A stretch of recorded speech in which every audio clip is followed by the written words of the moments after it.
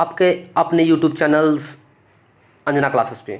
दोस्तों, आज हम बात करेंगे, मोदी जी अभी वर्तमान में फ्रांस के दौरे पे हैं और वहाँ पे नेशनल डे परेड यानी बैस्टिल डे मनाया जाने वाला है 14 जुलाई को।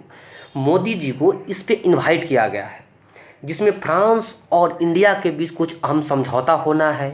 मोदी जी को आखिर वहाँ क्यों बुलाया गया है, इतना इज्जत और सम्मान क्यों दिया जा रहा है, इसके बारे में आज हम चर्चा करेंगे। दोस्तों सबसे पहले जानते हैं कि 14 साल बाद किसी भारतीय प्रधानमंत्री को नेशनल डे पे आमंत्रित किया गया है। इससे पहले 2009 की बात है दोस्तों, मनमोहन सिंह वहाँ गए थे। दोस्तों बात करते हैं कि भारत और फ्रांस के दोस्ती के बारे में। भारत और फ्रांस के बीच दोस्ती कब से स्टार्ट हो गया? दोस्तों 1998 ईस्वी में भारत ने पोखरण में परमाणु परीक्षण किया था। परमाणु बम का परीक्षण किया था 1998 में, जिस समय भारत के प्रधानमंत्री अटल बिहारी वाजपेयी थे और इसका जो मुख्य कार्यभार देख रहे थे वो मिसाइल मैन अब्दुल कलाम आज़ाद। दोस्तों उस समय क्या हुआ, पूरे पश्चिम, जैसे भारत परमाणु बम का परीक्षण करता है पोखरण में, राजस्थान का एक जगह है पोखरण, वैसे ही अमेरिका सहित पश्चिमी देश भारत के ऊपर सैंक्शन लगा देता है, प्रतिबंध लगा देता है। उस समय फ्रांस जो है एकमात्र अब यूरोपियन कंट्री था जो कि भारत का सहायता किया था, बोला कि कोई बात नहीं, तुम आगे बढ़ो, मैं तुम्हारे साथ हूँ।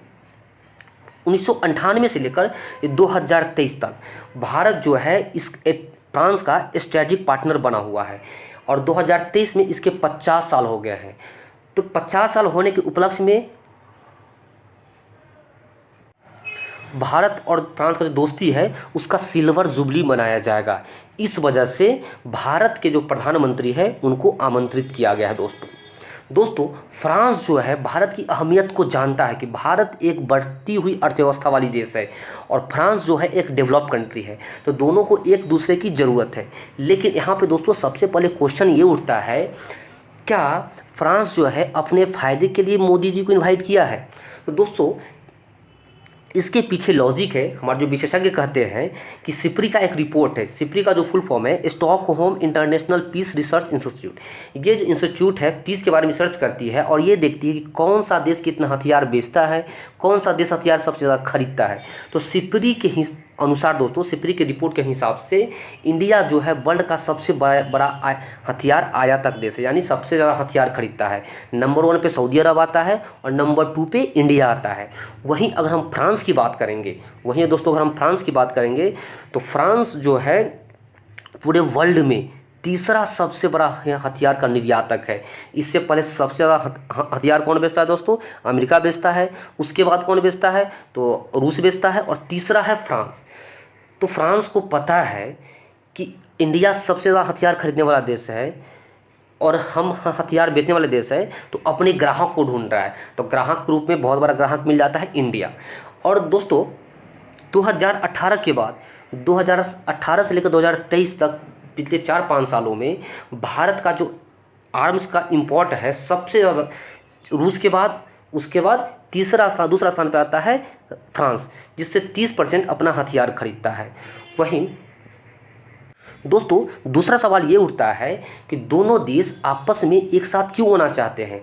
विभिन्न मंचों के माध्यम से दोनों एक साथ आना चाहते हैं। इसके पीछे का रीजन है दोस्तों, संयुक्त राष्ट्र संघ के सिक्योरिटी काउंसिल है, जिसमें 5 अस्थाई मेंबर है, परमानेंट मेंबर है, जिसमें अमेरिका आ जाता है, ब्रिटेन आ जाता है, फ्रांस आ जाता है, रसिया आ जाता है और चाइना आ जाता है। और भारत इसमें काफ़ी समय से बदलाव की मांग करता रहा है कि इसमें परमानेंट मेंबर की संख्या को बढ़ाइए, क्योंकि पहले का वर्ल्ड अलग था और अभी के हिसाब से वर्ल्ड अलग चल रहा है। तो क्यों 5 देश के पास ही वीटो पावर क्यों रहेगा? इसको और विस्तार किया जाए। और इस विस्तार का जो समर्थन है, इंडिया का समर्थन फ्रांस हमेशा करता रहा है। फ्रांस ये समर्थन करता है कि इंडिया को यूएनएससी का परमानेंट मेंबर का दर्जा दिया जाए।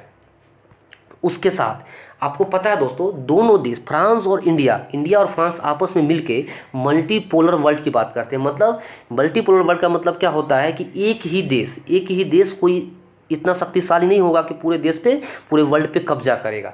इसका कहना है कि अपने आप में सभी संपन्न है, सभी को खुश रहना चाहिए। दूसरा दोस्तों, इसके स्टैंड से पता चलता है फ्रांस एक नाटो का मेंबर भी है और नाटो में सबसे स्ट्रॉन्ग पार्टनर देखेंगे तो अमेरिका है। अमेरिका के कहने पे सारे देश जो नाटो मेंबर है वही करते हैं। लेकिन जब भी अमेरिका चाइना के खिलाफ कुछ भी आपत्तिजनक स्टेटमेंट देता है तो फ्रांस उसमें कहता है, फ्रांस ये कहता है कि भाई हम आपके पीछे पीछे चलने वाले नहीं हैं, आपके सारे पे नहीं चलेंगे। वहीं दूसरी तरफ देखेंगे ताइवान जो है, ताइवान और चाइना का भी आपस में विवाद है। उस मुद्दे पर अमेरिका काफ़ी सहयोग करता है ताइवान को, लेकिन फ्रांस ये एक ऐसा देश है जो इस स्टैंड को क्लियर नहीं करता है, बोलता है कि भाई हम इसके साथ नहीं हैं। तो इंडिया और जो फ्रांस है दोस्तों, दोनों पे आपस में चाहता है कि मल्टीपोलर वर्ल्ड होना चाहिए, मतलब बहुध्रुवीय देश। ऐसा नहीं कि एक देश पूरे देश पे राज, पूरे वर्ल्ड पे राज करे। और दूसरा सबसे इंपॉर्टेंट हो तो डिफेंस साझेदारी की बात। डिफेंस साझेदारी की बात यहाँ पे क्यों आती है दोस्तों?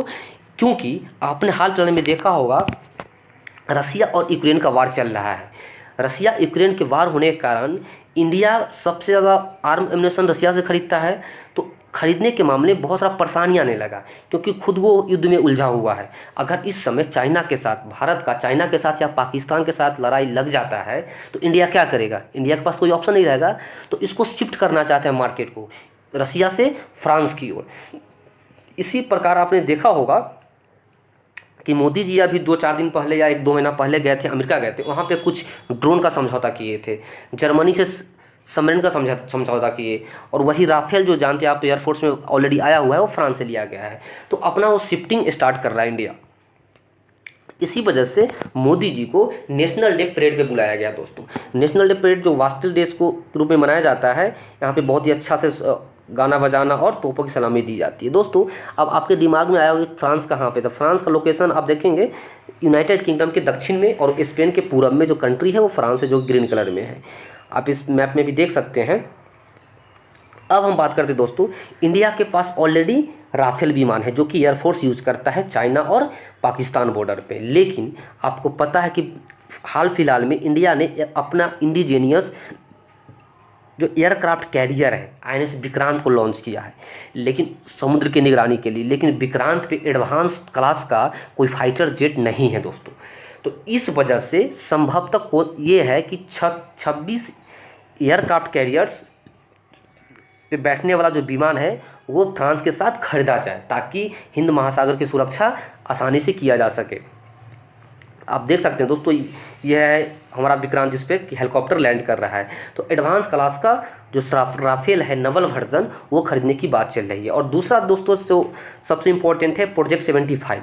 प्रोजेक्ट 75 के अंतर्गत द्वारा इंडिया जो है सबमरीन का निर्माण कर रही है, अलग अलग देशों के साथ समझौता करके सबमरीन खरीद रही है। तो हो सकता है 3 सबमरीन का समझौता इसी फ्रांस दौरे से नेवी के लिए किया जा सकता है दोस्तों अब मैं आशा करता हूं कि वीडियो आप समझ गए होंगे कि बैस्टिल डे परेड क्या है, भारत को इतना इम्पोर्टेंट क्यों दिया जा रहा है, और जो इम्पोर्टेंट समझौता होने वाला है वो क्या क्या है। दोस्तों अगर वीडियो अच्छा लगे तो चैनल को लाइक और सब्सक्राइब जरूर से जरूर करें। तब तक के लिए धन्यवाद। जय हिंद।